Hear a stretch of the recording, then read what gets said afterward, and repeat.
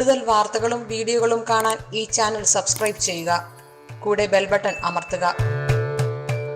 ശത്രുദോഷം വന്നു കഴിഞ്ഞാൽ പലരും പറയാറുണ്ട്, എന്താണെന്നറിയില്ല, വീട്ടിൽ കുറച്ച് നാളായിട്ട് ഭയങ്കരമായ പ്രശ്നങ്ങൾ നടക്കുന്നുണ്ട്, എന്തെങ്കിലും ശത്രുദോഷമുണ്ടോ അല്ല വല്ല ആഭിചാര ദോഷമുണ്ടോ എന്നൊക്കെ ചോദിക്കാറുണ്ട്. അപ്പോൾ ശത്രുദോഷം മൂലം നമുക്ക് കുടുംബത്തിൽ പ്രശ്നങ്ങൾ വന്നു കഴിഞ്ഞാൽ നമ്മൾ എന്താണ് ചെയ്യുന്നത്, എന്താണ് ചെയ്യേണ്ടത്? ശത്രു എന്ന് പറയുന്നത് എല്ലാവർക്കും ഉണ്ടാകാം. ഇപ്പോൾ എക്സാമ്പിൾ, ഇപ്പം നമ്മൾ ഒരാളോട് കടം വാങ്ങിച്ചു, അത് തിരിച്ചു കൊടുക്കാൻ പറ്റാതെ വന്നാൽ പണം തന്ന ആൾ നമുക്ക് ശത്രുവാകുന്നു, പണം ചോദിച്ചാൽ അയാൾക്ക് നമ്മൾ ശത്രുവാകുന്നു. ഇങ്ങനെ പലതരത്തിലും ശത്രുക്കൾ പരോക്ഷമായും പ്രത്യക്ഷമായും നമുക്ക് ഫേസ് ചെയ്യേണ്ട സാഹചര്യങ്ങൾ വരാറുണ്ട്. അപ്പോൾ എല്ലാ തരത്തിലും പറയുന്നത് നമ്മളുടെ ശത്രു ആദ്യം നമ്മൾ തന്നെയാണ്. മനസ്സുകൊണ്ട് നമുക്കാരും ശത്രുക്കളെ ഇല്ല എന്ന് നമ്മൾ കരുതണം. ശത്രുക്കൾ എന്ന് പറയുന്നത് ഒരു സൃഷ്ടിയാണ് എങ്കിലും വാക്കുകൾ കൊണ്ട് ഏതെങ്കിലും ബലപ്രയോഗങ്ങൾ നടത്തുമ്പോൾ അവർ ശത്രുക്കളായി മാറുന്നു എന്നുള്ളതാണ്. ശത്രുദോഷം ആദ്യം നമ്മൾ തന്നെ ഇല്ല എന്ന് വിശ്വസിച്ചാലും ഡയറക്റ്റ് പ്രത്യക്ഷത്തിൽ നമ്മളെ ഉപദ്രവിക്കാൻ, വാക്കുകൾ കൊണ്ടോ പ്രവൃത്തി കൊണ്ടോ ഉപദ്രവിക്കാൻ വരുന്നവരെയൊക്കെ നമ്മൾ ശത്രു എന്നാണ് പറയുക. ശത്രുദോഷം മാറാനായിട്ട് ക്ഷേത്രങ്ങളിൽ വെടിവഴിപാടൊക്കെ നടത്തുന്നുണ്ട് ആളുകൾ.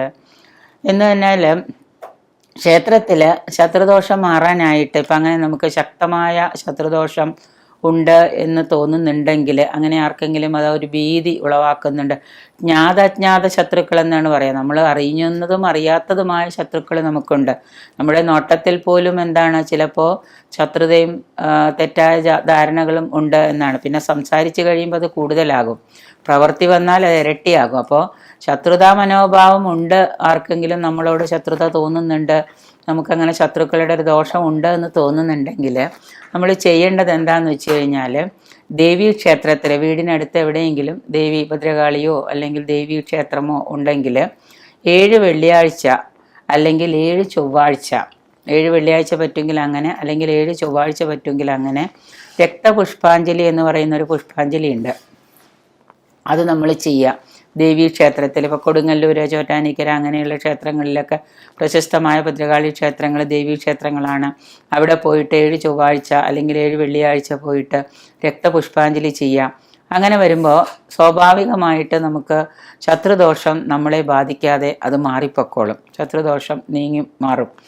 ഇനി അതുമല്ല എന്നുണ്ടെങ്കിൽ ജന്മനക്ഷത്രം, അതായത് പക്കപ്പിറന്നാളിൽ നമ്മൾ എന്ത് ചെയ്യണമെന്ന് വെച്ച് കഴിഞ്ഞാൽ, ചുവന്ന ചെമ്പരത്തി പൂ കൊണ്ട്, നല്ല റെഡ് കളറുള്ള ചെമ്പരത്തി പൂ കിട്ടും. അതുകൊണ്ട് നമ്മൾ പക്കപ്പിറന്നാളിൽ ചുവന്ന പൂക്കൾ കൊണ്ട് ഭദ്രകാളിക്ക് ദേവീ ക്ഷേത്രത്തിൽ പോയിട്ട് അർച്ചന നടത്തുന്നത്, കഴിയുന്നതും ഭദ്രകാളിയാണ് വെള്ളിയാഴ്ചയാണെങ്കിൽ ഈ പറയുന്ന 7 വെള്ളിയാഴ്ചയോ 7 ചൊവ്വാഴ്ചയോ ചുവന്ന ചെമ്പരത്തി പൂ കൊണ്ട് നല്ല റെഡ് കളറുള്ള കട്ട ചെമ്പരത്തി കിട്ടും. അത് പറിച്ചെടുത്ത് കൊണ്ടുപോയിട്ട് നമ്മൾ അവിടെ കൊണ്ടുപോയിട്ട് പുഷ്പാഞ്ജലി അല്ലെങ്കിൽ അർച്ചന നടത്തുക. നമ്മുടെ പേരും നക്ഷത്രവും പറഞ്ഞ് പക്കപ്പിറന്നാളിൽ അർച്ചന നടത്തുക. അത് ഭയങ്കര ഗുണകരമാണ്. ദേവീ മഹാത്മ്യം നമ്മൾ സ്ഥിരമായിട്ട് 11-ാം അധ്യായം ദേവീ കവചമൊക്കെ സ്ഥിരമായിട്ട് പാരായണം ചെയ്യുക. ദേവീ കവചം പാരായണം ചെയ്താൽ അർഗളാസ്തോത്രം, കീലകം, ഇതൊക്കെ ദേവീ മഹാത്മ്യത്തിൽ ചൊവ്വയും വെള്ളിയും നമ്മൾ പാരായണം ചെയ്യുക. പറ്റുമെങ്കിൽ എല്ലാ ദിവസവും പാരായണം ചെയ്യാം. ലളിത ത്രിശതി അത് പാരായണം ചെയ്യാം. ഇങ്ങനെയൊക്കെ ആവുമ്പോൾ നമുക്ക് വെള്ളിയും ചൊവ്വയും നമ്മൾ വ്രതം പാലിച്ചുകൊണ്ട് ഇതൊക്കെ പാരായണം ചെയ്ത് കഴിഞ്ഞാൽ നമ്മുടെ ശത്രുദോഷങ്ങൾ മാറും. ദേവീ മഹാത്മ്യം, ഭദ്രകാളി സ്തോത്രമൊക്കെ എല്ലാ ചൊവ്വയും വെള്ളിയും നമ്മൾ നിശ്ചിത ദിവസങ്ങളിൽ ഒരു വ്രതാനുഷ്ഠാനത്തോടു കൂടി പാരായണം ചെയ്താൽ നല്ല ഒരു പ്രത്യേക ഒരു ഉന്മേഷം, നമുക്ക് ശത്രുദോഷമൊക്കെ മാറി നല്ലൊരു ഉന്മേഷവും ഒരു പ്രസന്നതയൊക്കെ നമുക്ക് കൈവരും. അപ്പോൾ ഈ രീതിയിലുള്ള കാര്യങ്ങളൊക്കെ ചെയ്തു കഴിഞ്ഞാൽ നമുക്ക് ശത്രുദോഷം മാറാനായിട്ട് സാധ്യമാകും. ഓം ഹ്രീം ഭദ്രകാളയെ നമ എന്ന മന്ത്രം 64 വീതം ചൊല്ലുന്നത് അതിശയമായ മാറ്റം വരുത്തും. അപ്പം നമ്മൾ ഈ പറയുന്ന കാര്യങ്ങളൊക്കെ ചെയ്യുന്നതിനോടൊപ്പം ഈ മന്ത്രവും നമ്മൾ എല്ലാ ദിവസവും നിരന്തരമായിട്ട് 64 വീതം എല്ലാ ദിവസവും രാവിലെയോ വൈകിട്ടോ എപ്പോഴെങ്കിലും 64 തവണ ഈ മന്ത്രം നമ്മൾ ചാൻറ്റ് ചെയ്യുക. ഓം ഹ്രീം ഭദ്രകാളേ നമഃ എന്ന്. അത് ഗുരുവിൽ നിന്ന് കിട്ടുമെങ്കിൽ വളരെ നല്ലത്. അഥവാ ഇനി ഇല്ലെങ്കിൽ നിങ്ങൾ തന്നെ ദേവി അമ്മയായി ഗുരുവായി സങ്കല്പിച്ചുകൊണ്ട് ഈ മന്ത്രം 64 വീതം എല്ലാ ദിവസവും ചൊല്ലുക. ഈ പറഞ്ഞ കാര്യങ്ങളൊക്കെ ചെയ്തു കഴിഞ്ഞാൽ തീർച്ചയായിട്ടും നമുക്ക് ശത്രുദോഷം ഫീൽ ചെയ്യുന്നുണ്ടെങ്കിൽ ഉറപ്പായിട്ടും 100% ഉറപ്പായിട്ടും ഇത് നമുക്ക് മാറിയിരിക്കും.